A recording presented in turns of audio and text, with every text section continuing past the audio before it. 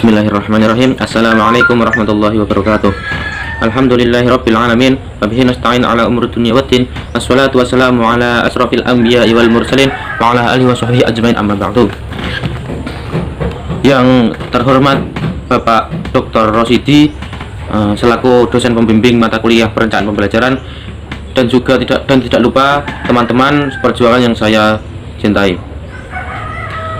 Saya di sini sebelumnya perkenalkan saya, nama saya Muhammad Mas Adi, NIM 19030261102.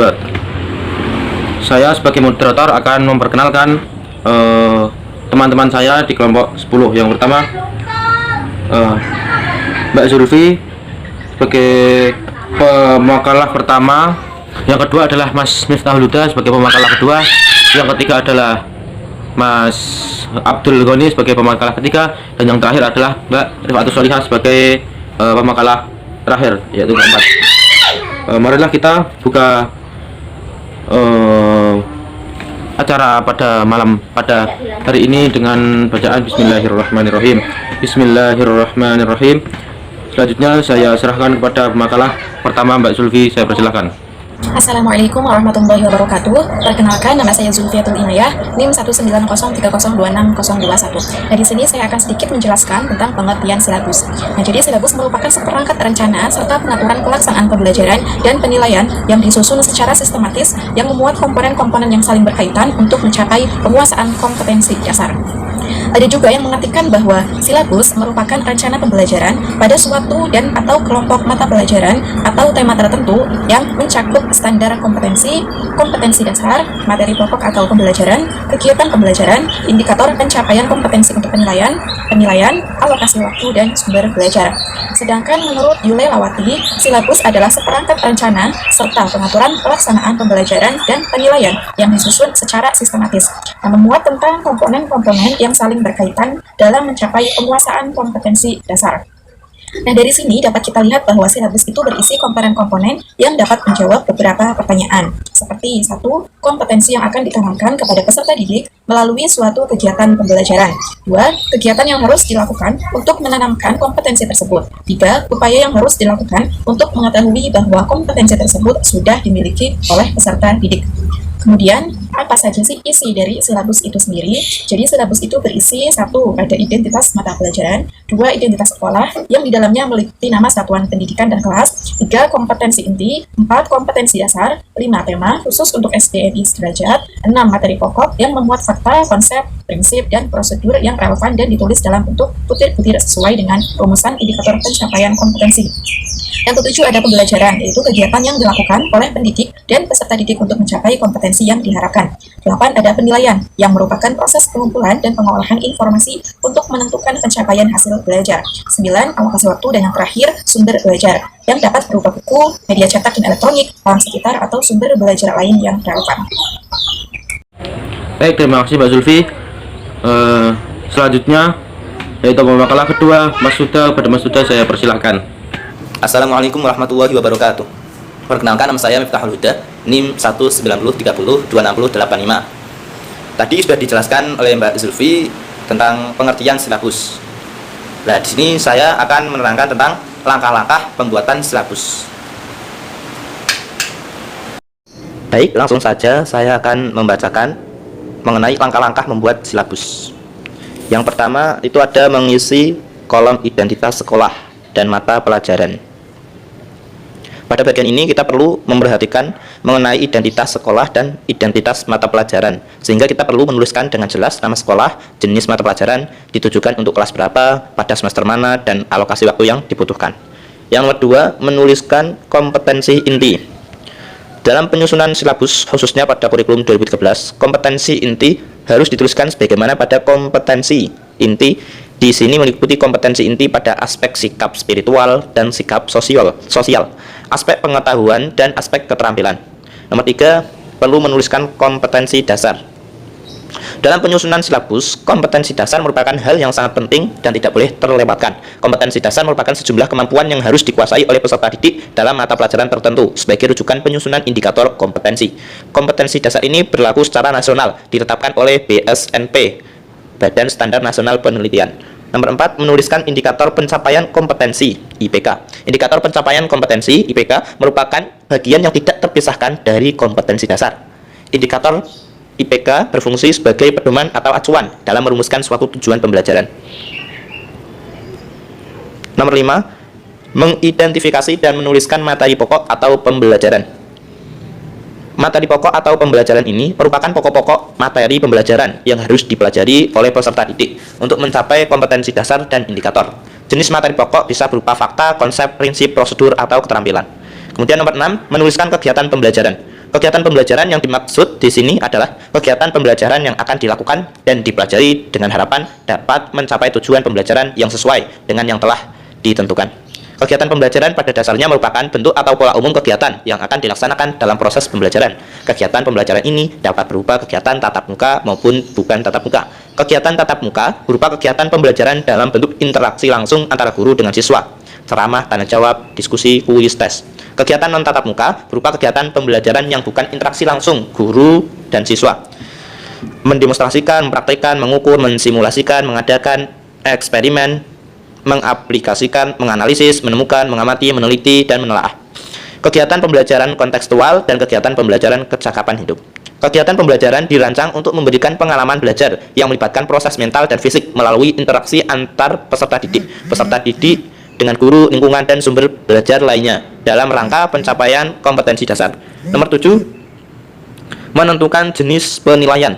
Dalam penyusunan silabus, guru harus dapat menentukan jenis penilaian yang akan digunakan dan bentuk penilaian diharapkan dapat disesuaikan dengan kondisi dan karakter peserta didik. Penilaian pencapaian kompetensi dasar peserta didik dilakukan berdasarkan indikator. Penilaian dilakukan dengan menggunakan tes dan non-tes dalam bentuk tertulis maupun lisan. Pengamatan kinerja, pengukuran sikap, penilaian hasil karya berupa tugas, proyek dan atau produk, penggunaan portofolio, dan penilaian diri. Nomor 8, alokasi waktu. Dalam penyusunan silabus, penentuan alokasi waktu juga sangat penting. Alokasi waktu yang dicantumkan dalam silabus merupakan perkiraan waktu rata untuk menguasai kompetensi dasar yang dibutuhkan oleh peserta didik yang beragam. Kemudian yang terakhir yaitu menentukan sumber belajar. Dalam penyusunan silabus, sumber belajar juga harus dituliskan sebab sumber belajar merupakan referensi yang sangat penting dalam mengetahui dari mana asal pembelajaran itu bersumber. Sumber belajar adalah rujukan atau buku ajar, objek dan atau bahan yang digunakan untuk kegiatan pembelajaran yang berupa media cetak dan elektronik, narasumber, serta lingkungan fisik, alam, sosial, dan budaya. Penentuan sumber belajar didasarkan pada kompetensi dasar serta materi pokok atau pembelajaran, kegiatan pembelajaran, dan indikator pencapaian kompetensi. Cukup sekian dan terima kasih. Assalamualaikum warahmatullahi wabarakatuh. Baik, terima kasih Mas Huda. Selanjutnya yaitu pemakalah ketiga, Mas Abdul Ghani. Kepadanya saya persilahkan. Di sini saya akan menjelaskan tentang pengertian perencanaan pembelajaran. Perencanaan pembelajaran terdiri dari penggalan kata, perencanaan, dan pembelajaran. Oleh karena itu, perlu dipahami terlebih dahulu masing-masing makna dari kata tersebut. Perencanaan dalam arti yang sederhana dapat dijelaskan sebagai suatu proses mempersiapkan hal-hal yang akan dikerjakan pada waktu yang akan datang untuk mencapai suatu tujuan yang telah ditetapkan terlebih dahulu. Sedangkan pembelajaran adalah suatu proses atau upaya untuk mengarahkan timbulnya perilaku belajar peserta didik atau upaya untuk membelajarkan seseorang. Jadi, perencanaan pembelajaran adalah proses pengambilan keputusan hasil berpikir secara rasional tentang sasaran dan tujuan pembelajaran tertentu, yakni perubahan perilaku serta rangkaian kegiatan yang harus dilaksanakan sebagai upaya pencapaian tujuan tersebut dengan memanfaatkan segala potensi dan sumber belajar yang ada. Baik, terima kasih Mas Ghani. Selanjutnya itu pemakalah terakhir, yaitu Mbak Rifatus Solihah. Kepadanya saya persilahkan. Selanjutnya, saya akan menjelaskan mengenai langkah-langkah penyusunan rancangan pembelajaran. Penyusunan ini pada hakikatnya memproyeksikan tentang apa yang akan dilakukan dalam suatu proses belajar mengajar. Dengan demikian, penyusunan langkah-langkah pembelajaran adalah memperkirakan tindakan yang akan dilakukan dalam kegiatan pembelajaran. Penyusunan ini perlu dilakukan untuk mengkoordinasi komponen pembelajaran. Langkah-langkah pembelajaran disusun untuk membantu siswa menguasai kompetensi dasar yang diberikan. Langkah-langkah pembelajaran merupakan hal yang sangat menentukan dalam keberhasilan siswa menguasai kompetensi dasar. Dengan kegiatan pembelajaran yang disusun dengan tepat, siswa akan lebih mudah menguasai materi ajar yang diberikan. Dalam merencanakan kegiatan pembelajaran harus diperkirakan bagaimana indikator keberhasilan belajar. Apakah langkah-langkah yang disusun dalam kegiatan itu dapat mencakup setiap indikator yang telah dirumuskan. Jika semua indikator yang sudah ternaungi oleh kegiatan pembelajaran yang disusun, maka tujuan pembelajaran akan lebih mudah dicapai dan ketuntasan siswa dalam menguasai kompetensi dasar akan sangat baik. Berikut langkah-langkah penyusunan pembelajaran. Yang pertama yaitu merumuskan tujuan khusus pembelajaran. Dalam merancang pembelajaran, tugas pertama dari seorang guru adalah merumuskan tujuan pembelajaran khusus beserta materi pembelajarannya.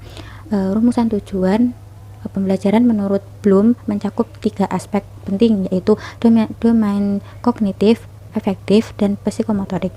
Pada kognitif, tujuan pembelajaran berkaitan dengan aspek intelektual siswa melalui penguasaan pengetahuan dan informasi mengenai data. Efektif adalah domain yang berfungsi dengan penerimaan dan apresiasi seorang terhadap suatu hal dan perkembangan mental yang ada dalam diri seseorang. Psikomotorik adalah yang menggambarkan kemampuan dan keterampilan seorang yang dapat dilihat dari unjuk kerja atau performan yang berupa keterampilan fisik dan keterampilan non fisik. Keterampilan fisik adalah keterampilan seseorang untuk mengerjakan sesuatu dengan menggunakan otot, sedangkan keterampilan non fisik adalah keterampilan seseorang dalam menggunakan otak sebagai alat utama untuk mengerjakan dan memecahkan suatu masalah. Langkah yang kedua yaitu ada kalanya proses pembelajaran juga dilakukan dengan simulasi dan dramatisasi. Tujuan yang hendak dicapai tidak hanya sekedar untuk mengingat, tapi juga untuk menghayati suatu peran tertentu yang berkaitan dengan perkembangan mental dan emosi siswa. Ada kalanya siswa juga diberi kesempatan untuk belajar secara berkelompok yang memberikan pengalaman pada siswa untuk mampu bersosialisasi dengan orang lain.